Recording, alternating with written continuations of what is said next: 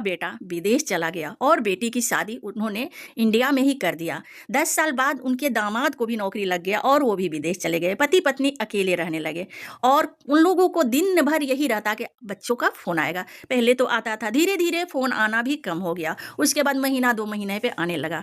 एक दिन अचानक पत्नी का तबीयत बहुत ख़राब हुआ। उसने अपने बेटा से फ़ोन किया कि माँ का तबीयत बहुत ख़राब है। बेटा बोला कि इलाज करा लो पिताजी, हमारे पास टाइम नहीं है क्योंकि मैं अपने नौकरी से परेशान हूँ। नौकरी छूट जाएगा तो हमारे बीवी बच्चे कहाँ जाएंगे। बूढ़ा पिता कुछ नहीं बोला। बोल करके वो बोला ठीक है मैं दवा कराता हूँ। एडमिट कराया, लेकिन उनकी उम्र भी हो चुकी थी और तबीयत इतना ज़्यादा ख़राब हो चुकी थी कि माँ चल बसी। उसके बाद उन्होंने फिर फ़ोन किया कि तुम्हारी माँ तुम्हारे हम लोग के साथ अब नहीं रही, ऊपर चली गई। फिर बच्चा किसी तरह से छुट्टी लेके आया। सोचने वाली बात है, माँ मर गई तो वही छुट्टी मिल गया, पहले उनको छुट्टी नहीं मिला। हाय रे ज़माना, हाय रे रिश्ते नाते। उसके बाद 13 दिन का नहीं किया विधि विधान से, तीसरे दिन करके और पिताजी से बोला कि पिताजी आप घर बेच दो, आप बुजुर्ग हो गए हो, आप वृद्धा आश्रम में रह लोगे। पिता कुछ बोला नहीं, हाँ कर दिया। ज़मीन बेच के पैसा लेके बेटा चला गया विदेश और पिता वही वृद्धा आश्रम में रहने लगा।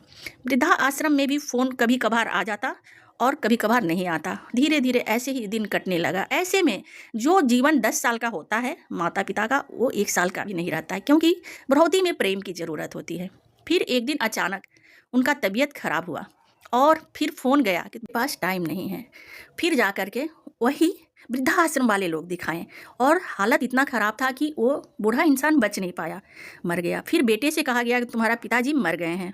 फिर बेटा का बात सुनिए, वो बोला कि अभी तो कुछ दिन 3 महीना पहले मैं आके माँ का तेरे ही किया हूँ, मेरे पास टाइम नहीं है, तुम लोग खुद कर दो। और वही वृद्धा आश्रम वाले उस बूढ़े का अंतिम संस्कार किया। औलाद को पढ़ा लिखा करके, क्या इसी के लिए माँ बाप पालते हैं? अरे संस्कार से मत भूलो कि जो तुम कर रहे हो ना, तुम्हारा औलाद भी करने के लिए तैयार है। तो अच्छे से करो ताकि तुम्हारा भी बुढ़ौती अच्छा से बीते। बात से सहमत हो तो एक शेयर जरूर कर दें।